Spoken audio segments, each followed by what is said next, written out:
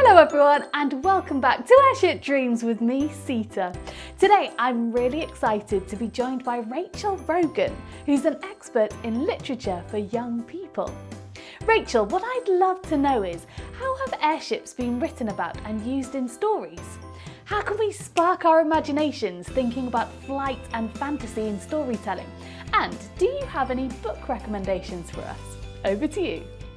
So airships have always been a great tool in storytelling and for writers. There's something about them that just grips the imagination, and they've got this very magical, very otherworldly feel to them. But it's not pure fantasy, because of course airships are real, and at one point they played a very big role in our history.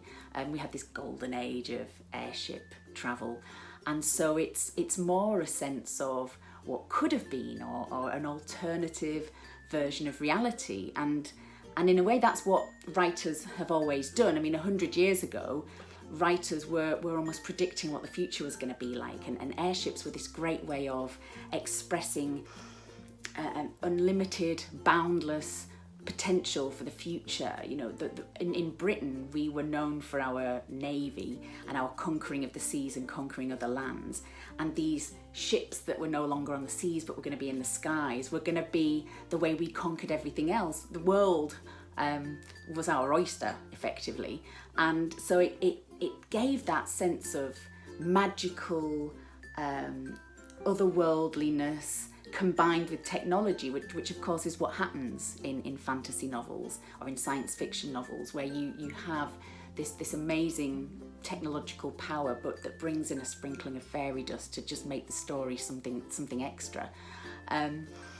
So that's really what airships have done in storytelling for a long time, and as well as being a way of showing power and majesty and awe, which they did, they were also beautiful. You know, not like aircraft, which was just a mode of transport, it was a way of getting from A to B. Airships were floating hotels with exquisite design and beautiful staterooms, cocktail bars, promenades, silk-lined walls. It was decadence and it was luxury, and it was the perfect way to set a scene for a story, because you knew what to expect, you knew what was coming. And what else do we do with ships? Well, you've got piratical adventure, you've got adventures across the waves. So in Philip Reeves's Larklight, we join Captain Jack Havoc aboard the Sophronia, and he is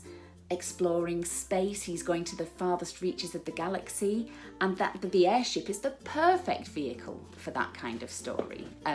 Again, we have Neil Gaiman and Chris Riddell doing Fortunately the Milk, and you see the time-travelling dinosaur that the dad of the story travels with. They use an airship, and it just evokes this sense of adventure and exploration and something exciting, something's going to happen.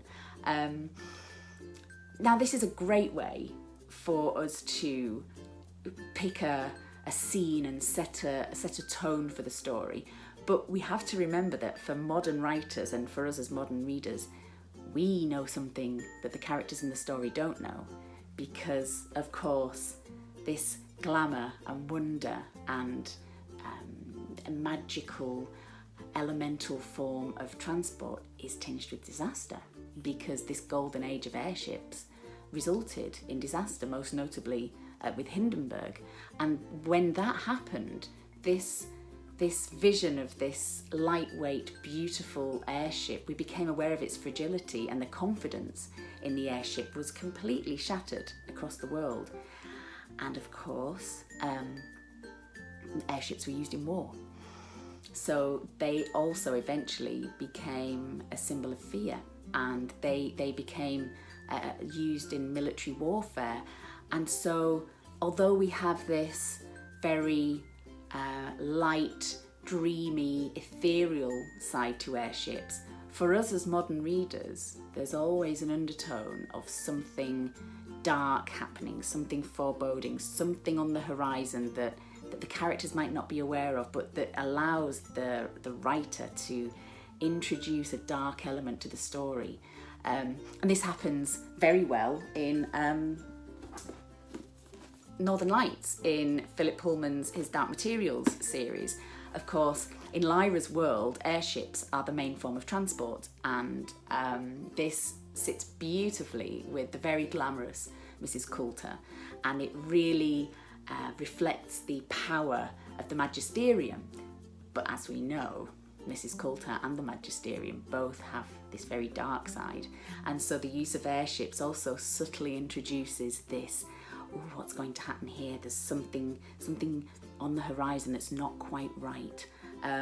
Similarly, in Vashti Hardy's Bright Storm, we have the twins, Arthur and Maudie, who are off on this amazing adventure. Again, this piratical theme, this exploration and adventure when they head out to find their missing father and to clear the family name. And there's this great sense of justice and an expedition that's out into the furthest reaches, and yet the airship is fragile and there's something very precarious there, and the twins' journey is, of course, also extremely fraught with danger.